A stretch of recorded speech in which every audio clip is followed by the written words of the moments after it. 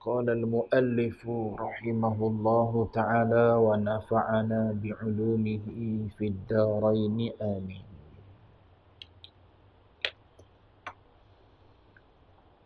Bab yang keempat, sabar. Sabar ialah menahan diri daripada marah atas sesuatu yang tidak disukainya dan menahan lidah daripada mengadu kepada yang lain daripada Allah Ta'ala atau tabah hati. Tuan-tuan muslimin sedang jemaah yang dirahmati Allah sekalian, alhamdulillah, pertama dan selama-lamanya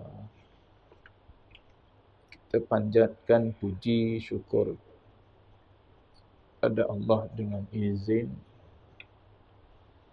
taufik dan hidayah Allah Ta'ala jua. Pada malam ini kita sambung bacaan kitab 20 sifat hati yang keji dan terpuji. Pada malam ini kita masuk sifat terpuji yang keempat, iaitu sabar.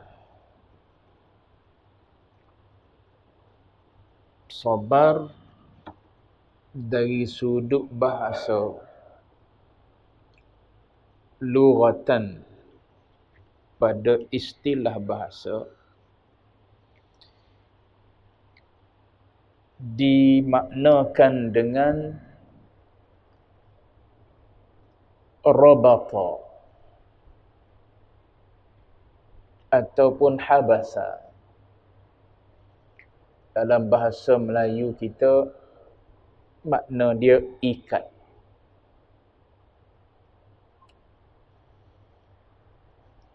Kalau almarhum tuan guru, dia kata sabar ni adalah ibarat seperti brek. Brek motor ataupun brek kereta. Kalau brek kita tu brek yang apa dipanggil pad brake kan, brake pad dia tu baru ataupun mahal, maka lekat lah. Bila kita brake lekat, dia berhenti.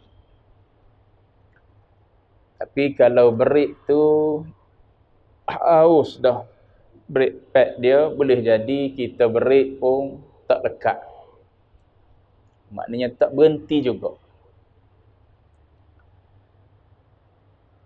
Jadi sabar ni ialah ikat ataupun tahan, kurung. Habasa ni maksud dia kurung, boleh juga. Supaya kita kurung kucing, asyik duduk naik atas meja, dia tahu atas meja tu ada lauk kan. Jadi asyik duduk lompat nak naik atas meja. Kita ambil saji, kurung dia bawah saji. Dia nak pergi ke mana lagi? Tak boleh pergi. Duduk situ. Itulah ibarat sabar. Kurung, tahan, ikat. Kurung, tahan ataupun ikat ni daripada, dia kata, marah ataupun sesuatu yang keji dalam diri kita untuk kita lepas keluar dia. Kalau kita brake tak lekat, keluar. Saat nak mencaci, kalau brake kita lekat, jawab dia tak keluarlah di mulut kita perkataan keji. Walaupun pada masa tu nak marah sangat, mata tu orang tengok pun takut. muka merah. Tapi kalau berik lekat, tahan lekat, ikat tu kemas, jawab dia tak keluar di mulut kita. Kataan keji. Nak marah sangat panak kan. Dia tak keluar perkataan keji. Sebab apa? Sebab berik lekat.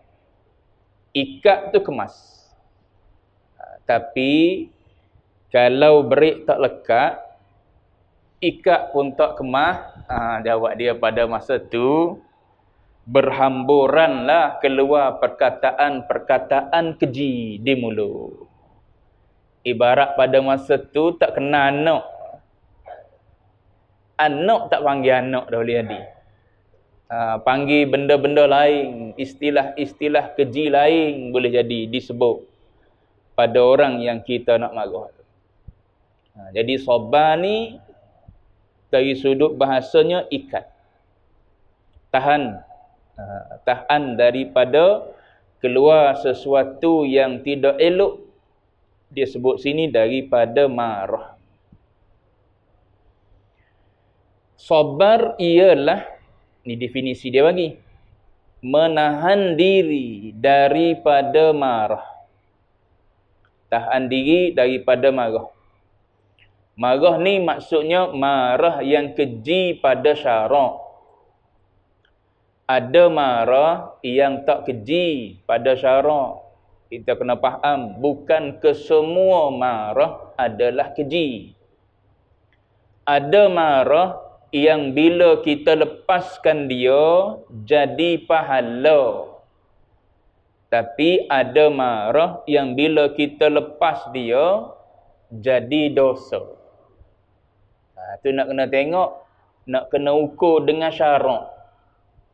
Syarak kata, kalau engkau marah pada isu ni, maka boleh pahala. Pada masa tu, kalau kita tak marah, jadi dosa. Anak kita sewenang-wenangnya keluar daripada rumah, tak pakai tudung. Puah bagi tahu dah pada dia. Dah balik kan, nombor 17, 18 dah. Keluar daripada rumah, pakai tudung lah. Aurat tu, ajar lama dah, dia pun reti. Dia pun tahu zaman orang berpendidikan ni kan. Tapi tak nak pakai juga dia. Pada masa tu, bukan kita je marah. Allah Ta'ala pun marah dan tak suka tu perbuatan keji macam tu. Bila Allah Ta'ala pun marah, syariat pun kata tak betul perbuatan dia, maka kalau kita marah pada masa tu, dia tak panggil marah yang keji. Marah tu boleh pahala, tapi bukan suruh sumpah. Marah cara yang dibenarkan oleh agama lah. Bukan sumpah seranah ni. Bukan maki hamung. Bukan suruh kata, mu ni tak faham-faham ke, bodoh ke, tak cerdik ke. Bukan macam tu. Cuma marah tu nak suruh dia beringat. Nak suruh dia patuh. Sebab perempuan Allah Ta'ala jadikan daripada tulang rusuk yang paling bengkok sekali. Nabi sebut, kalau engkau biarkan dia, maka dia akan terus bengkok. Kalau engkau ubah dia dengan cepat, jawab dia akan patah. Pandai-pandailah guna kebijaksanaan akal engkau sebagai seorang lelaki. Itu kan Hawa tu kan. Dia penyebab yang ajak Nabi Adam alaihi salam untuk menghampiri pokok yang dilarang oleh Allah Ta'ala. Lalu Adam alaihi salam pun makan sama sebagaimana Hawa makan pokok tersebut, buah tersebut. Adam pun makan juga. Tu punca kejahatan berlaku tu, mari mula-mulanya daripada Hawa. Tapi Hawa tak mampu nak buat kalau Adam tu larang. Sebab al-qawwam ataupun al-qiwamah ada pada lelaki. Kalau Adam tak turut Hawa, bahkan Adam larang dan tegah Hawa, tak jadi. Sebab perempuan dia memang macam tu.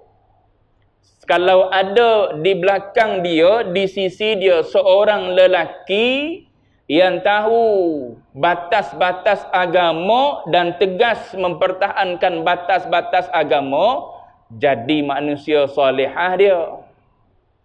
Tapi sebab yang ada di sisi dia tu boleh jadi lelaki yang qada tahu je batas-batas agama, tapi biarlah dia nak pakai macam tu, kita sendiri tengok pun cantik pada nafsu kita. Jadilah dia sebagaimana dia.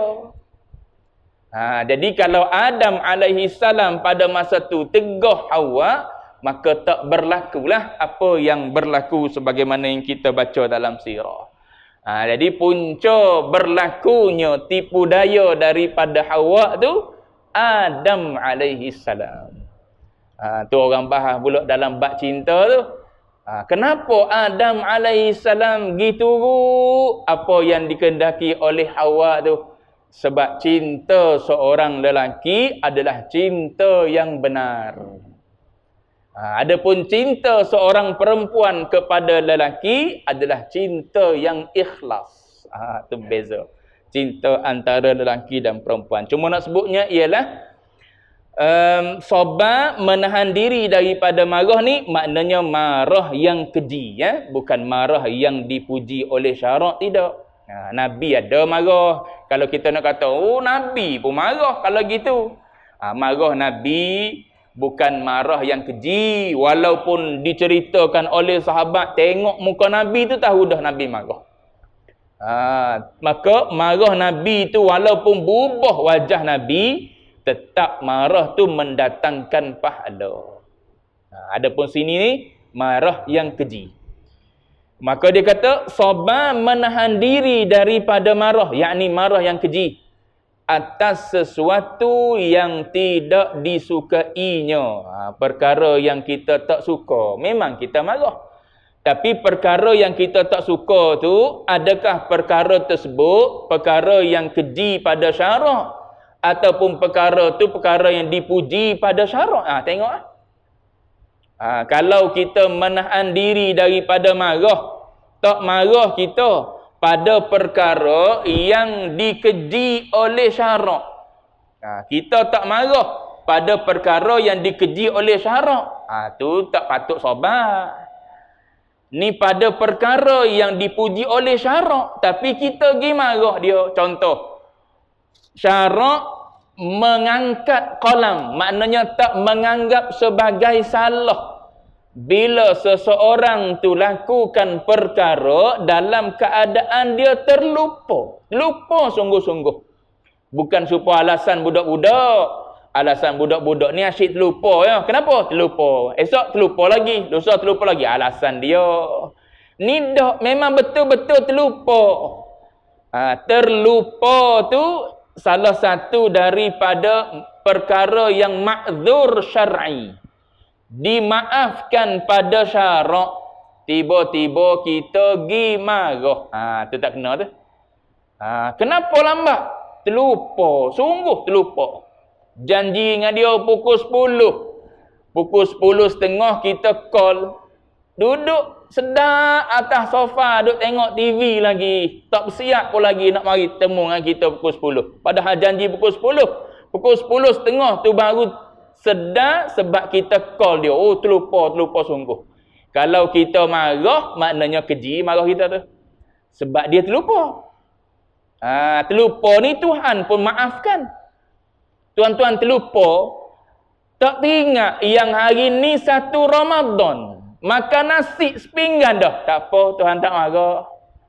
Bahkan Tuhan kata, tak apalah. Berhenti setakat ingat lah. Dah habis dah sepinggan. Jangan pergi tambah sepinggan lagi pula. Berhenti setakat tu, teruskan puasa. Maknanya engkau dapat puasa hari tersebut. Semayang, walaupun sebenarnya pada hakikatnya 5 rakaat kita semayang.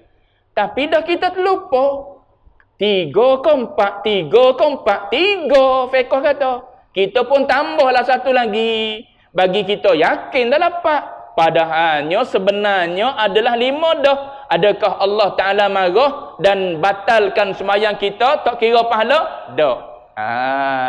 Agama kata tak apalah. Dia buat walaupun 5 sebab dia terlupa. Tu syarat. Dah kalau syarak pun memaafkan seseorang yang lakukan sesuatu dalam keadaan terlupa ataupun tersalah, maka kalau kita tak tahan marah, yakni kita marah pada sesuatu yang macam tu, maka perbuatan marah kita tu keji. Baik. Jadi marah di sini adalah marah yang keji atas sesuatu yang tidak disukainya. Baik. Dan menahan lidah. Sabar. Roliknya bila nak marah lidah mula-mula sekali tak. Keluar perkataan keji. Muka tu nampak uduh dah. Kalau kita tengok di cermin, kita pun tak tergamuk nak tengok muka kita waktu marah. Dengan matanya macam nak terkeluar biji mata. Dengan mukanya jadi uduh berkeruknya. Cuba kita tengok di cermin. Suruh anak ambil gambar waktu marah. Ambil gambar sungguh waktu tu jatuhlah telefon dia. Cuma nak sebutnya, kalaulah pada masa tu kita sempat tengok di cermin wajah kita, kita pun tak tergamuk nak tengok. Iyo kau muka aku ni. Kau muka benda yang ada dalam zoo pada masa tu. Cuma nak sebutnya, uduh muka marah ni. Jadi bila muka marah, hati bergelegak nak keluar perasaan nak keluar sifat marah tu, tak tahan dah. Tak makan break dah jawab dia, maka mula-mula sekali dia akan keluar di lidah. Mesti dia akan keluar perkataan-perkataan keji. Kita akan kata bodoh, kita akan kata kalau budak-budak hari ni kan, baby, baby apa lagi, barai apa tuan-tuan? Apa istilah orang KL tuan-tuan? Yang biasa-biasa saya duduk dengar gitu lah. Gila. Tu perkataan-perkataan yang mudah keluar di mulut bila kita nak marah. Kata pada bini, gila lah, bodoh lah. Tu zikir keluar di lidah sebab apa? Tak lekat tu. Kalau lekat, jawab dia tak keluar walau di mulut. Bahkan muka pun boleh kontrol lagi. Sebab apa? Hati boleh berlapang bila apa? Bila kita mampu untuk sabar. Tapi bila tak sabar, bukan setakat mulut tangan kadang-kadang naik, kaki pun naik. Bila kita tak boleh tahan. Baik. Dia kata, dan menahan lidah daripada mengadu kepada yang lain daripada Allah Ta'ala. Yang ni pun nak kena faham juga.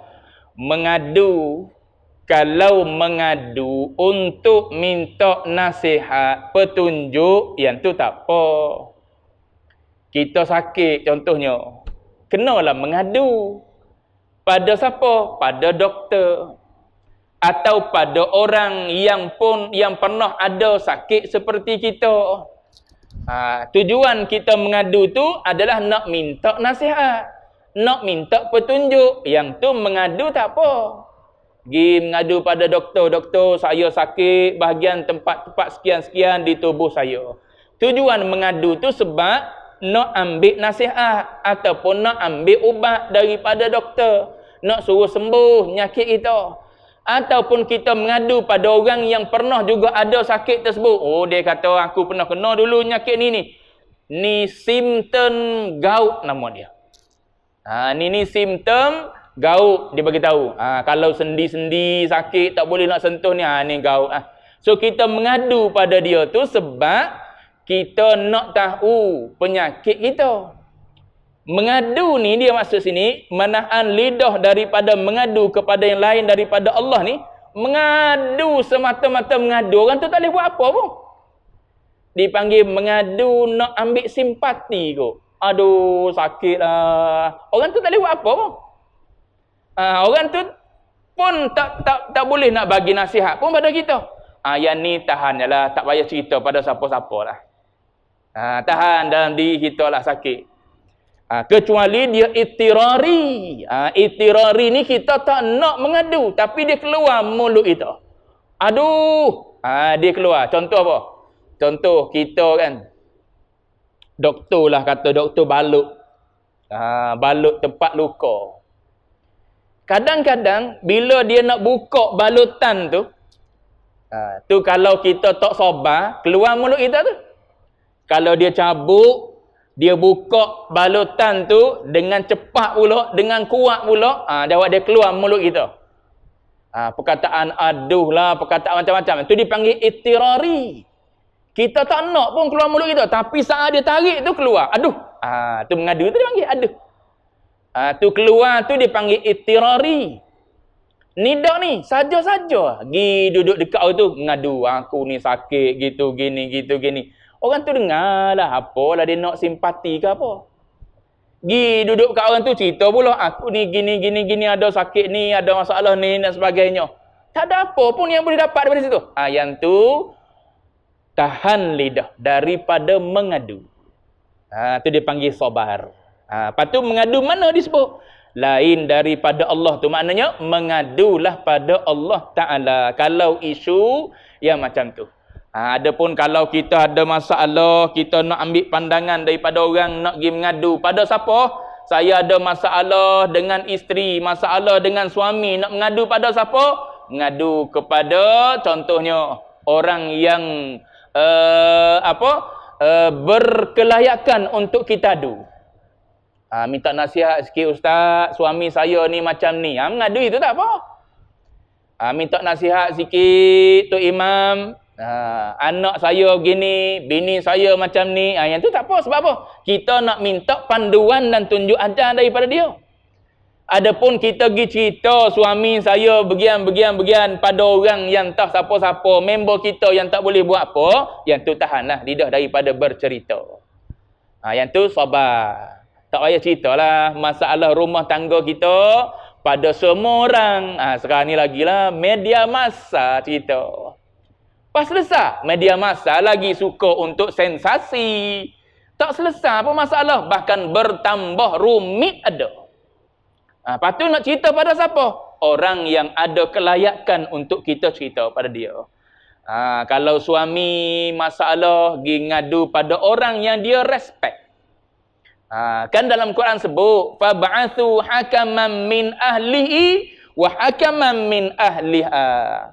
Pergi ngadu pada orang yang sebelah suami dia respect, dan ngadu sebelah isteri yang dia respect juga.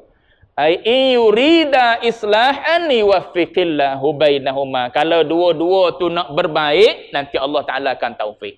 Tapi jalannya mengadu belah ni, mengadu sebelah sini pada orang yang boleh mendamaikan. Bukan pergi ngadu pada semua orang. Jumpa kawan, mengadu pada kawan. Jumpa jiran, mengadu pada jiran. Yang tu tahan lidah daripada mengadu. Lepas tu nak mengadu pada siapa?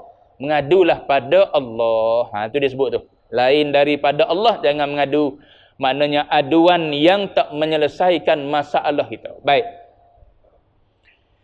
Dan menahan lidah daripada mengadu kepada yang lain daripada Allah Ta'ala. Atau dia kata sabar ni ialah tabah hati. Maknanya hati yang tabah. Hati yang boleh hadap segala ujian yang datang daripada Allah Ta'ala. Baik.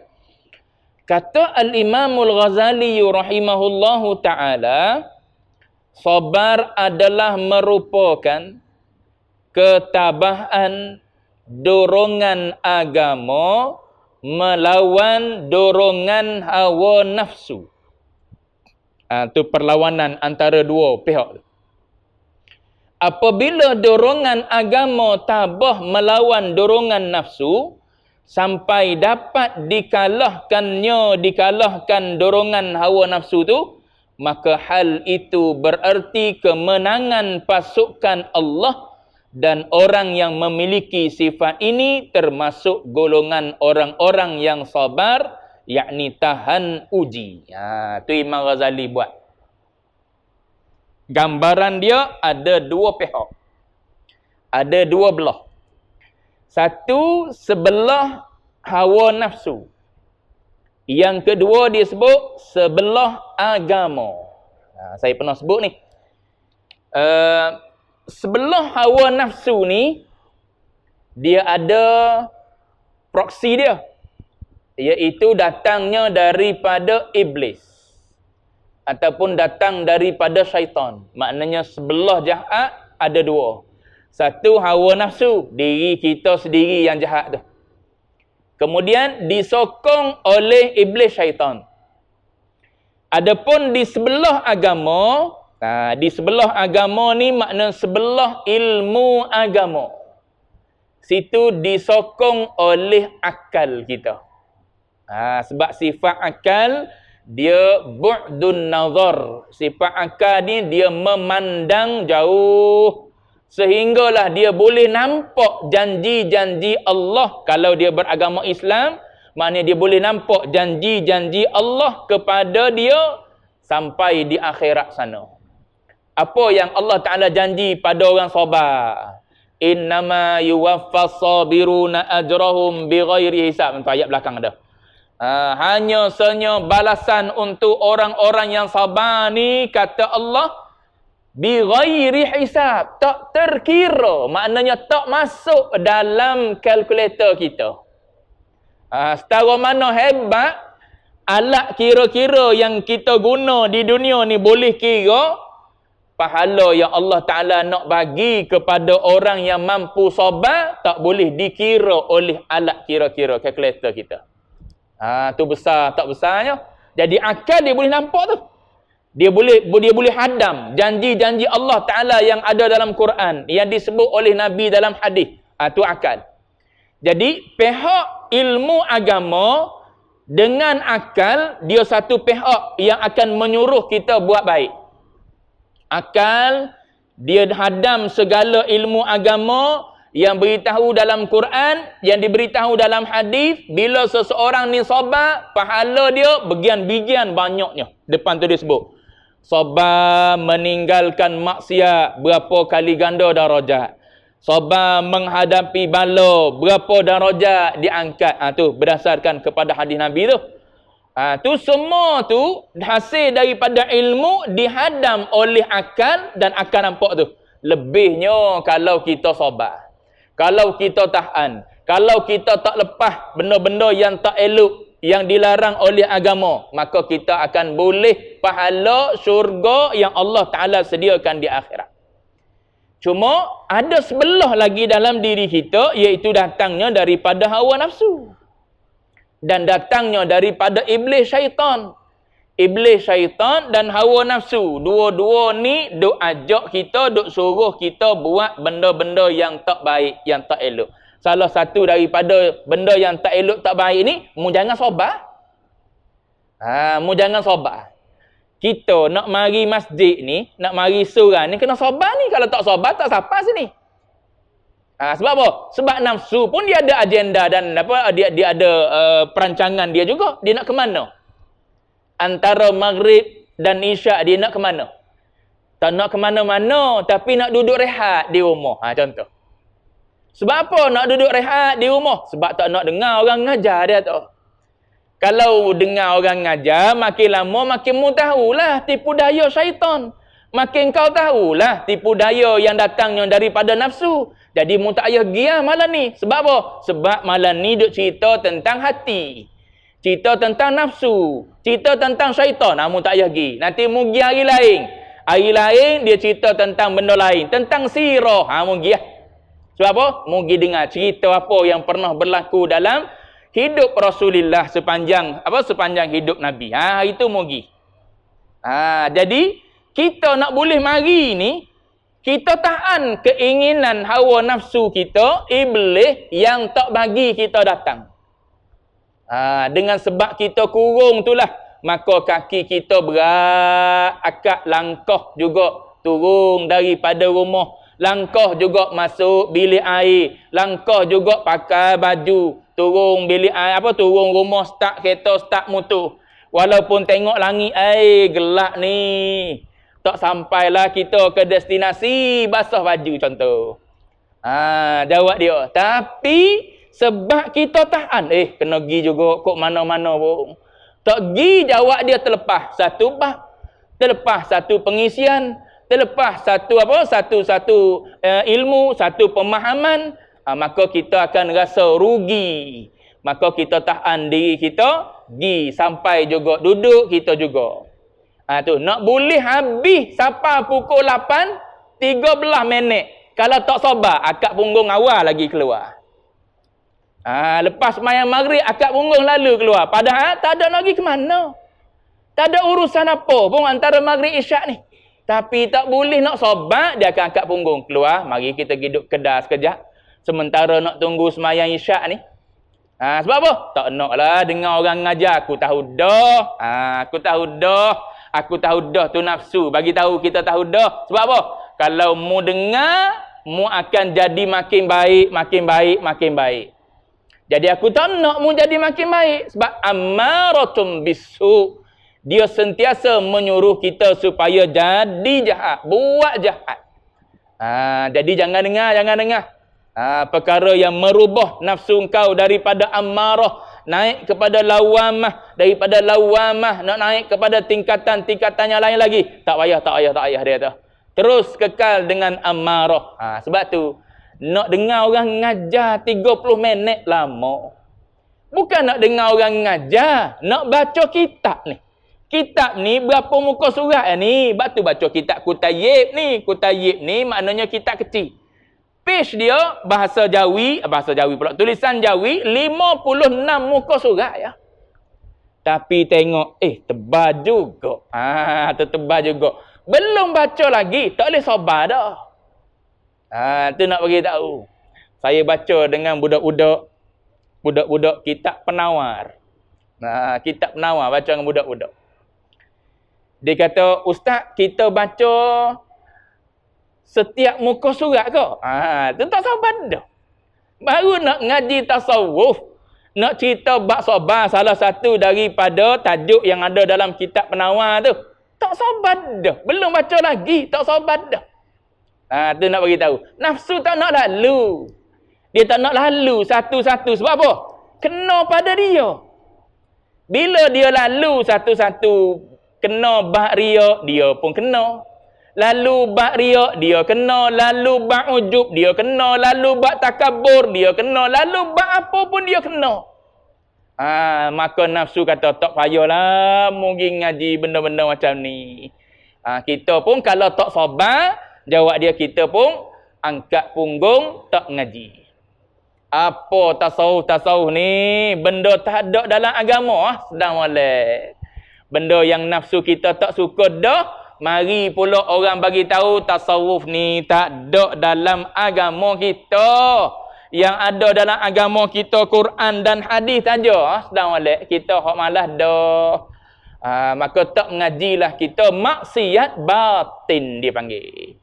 Sedangkan maksiat kita boleh mari melalui 3. 1 maksiat pada akidah, 2 maksiat pada ibadat zahir, yang ketiga maksiat melalui batin. Akidah ngaji, selamat akidah kita. Kalau kita ngaji betul-betul. Kalau kita tak ngaji betul-betul, boleh jadi terjerumus dengan golongan-golongan mujassimah. Tuhan ni macam mana? Ada tangan sungguh ke? Iya, ada tangan sungguh. Tuhan sebut dalam Quran tu, orang macam tu kufur dalam keadaan tak sedar. Tapi kalau dia kata ada tangan, tapi tangan selayaknya bagi Allah Ta'ala lah. Orang tu mubtadi' dia panggil. Tak kufur, tapi mubtadi'. Tapi kalau dia kata Allah Ta'ala ada tangan sungguh ke? Iya, tangan sungguh. Bila dia nak cerita tangan tu pun dia akad tangan dia. Allah Ta'ala ada tangan. Dia tahu mana tangan? Ni. Ditunjuk. Allah Ta'ala ada mata. Ditunjuk mata dia. Allah Ta'ala ada kaki. Ditunjuk kaki dia. Cuma dia tak akadlah kaki sini masjid. Allah Ta'ala ada kaki. Allah Ta'ala ada betih. Ditunjuk betih dia. Allah Ta'ala ada wajah. Ditunjuk wajah dia. Tu tanya dia balik. Mu kata Allah Ta'ala ada tangan, ada kaki, ada wajah ni. Macam jisim kita ke? Iya, kafir. Sebab apa? Sebab dia tak beriman dengan ayat walam yakul lahu kufuwan ahad. Dia tak beriman dengan ayat laisa kamithlihi syai'. Banyak ayat Quran tu dia tak terima tu. Tapi kalau dia kata ada tangan, tapi tangan yang selayaknya bagi Allah, yang tu duduk dia mubtadi'. Ahli bid'ah orang tu. Sebab apa? Ayat Quran kata Allah Ta'ala tak setara dengan makhluk. Allah Ta'ala khalik, dia bukan makhluk. Kita yang makhluk ni, alam ni semua makhluk. Adapun Allah Ta'ala khalik.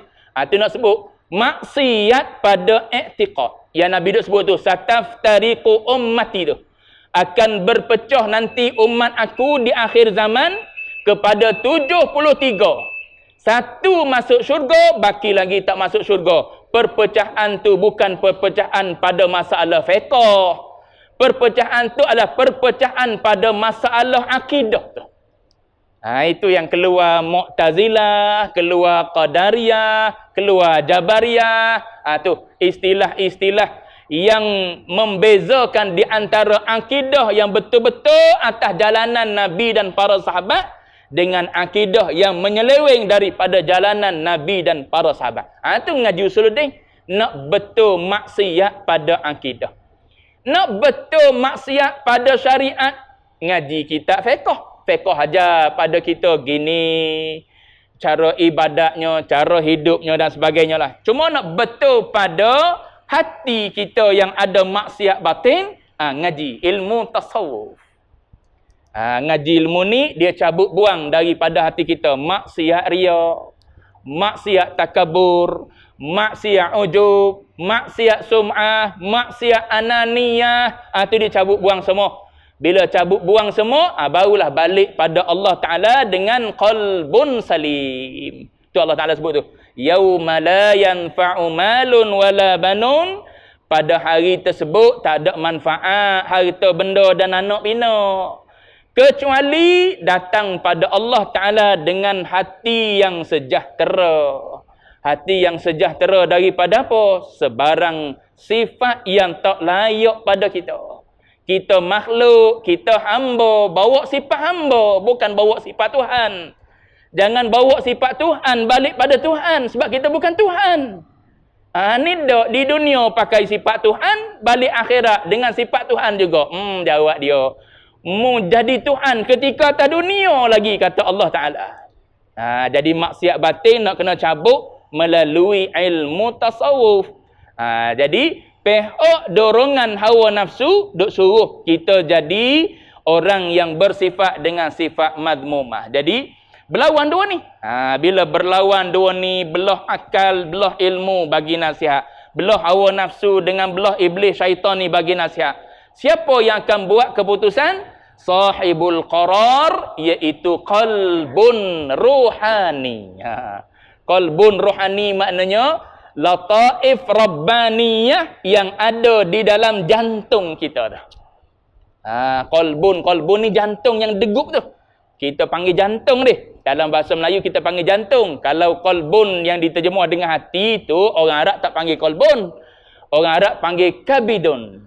Yang tuan-tuan bila korban tu ambil hati tu, iri-iri goreng. Yang tu dia panggil kabid. Yang tu bukan qalbun, yang tu kabidun. Adapun qalbun ni yang berdegup. Cuma kita bila sebut qalbun kita panggil jantung. Ya tu. Yang duduk di sebelah sini itu jantung yang berdegup tu. Di dalam jantung jasmani dia ada qalbun ruhani situ. Situlah tempat kita faham. Mana-mana ayat Quran yang suruh, yang perintah mari daripada Allah Ta'ala.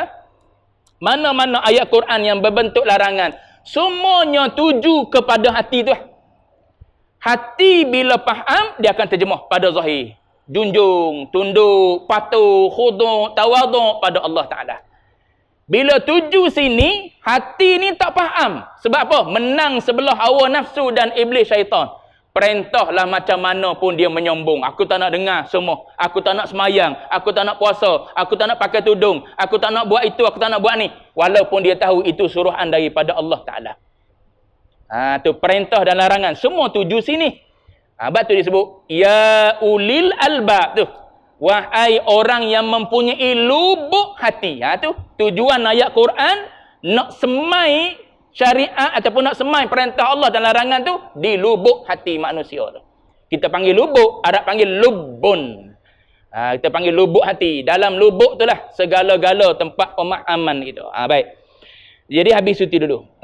Jadi kalau kita menang, maknanya sebelah agama, sebelah akal, maka kita mampu untuk menahan diri kita dan jadilah kita orang yang sabar dan tahan uji. Baik, habis itu.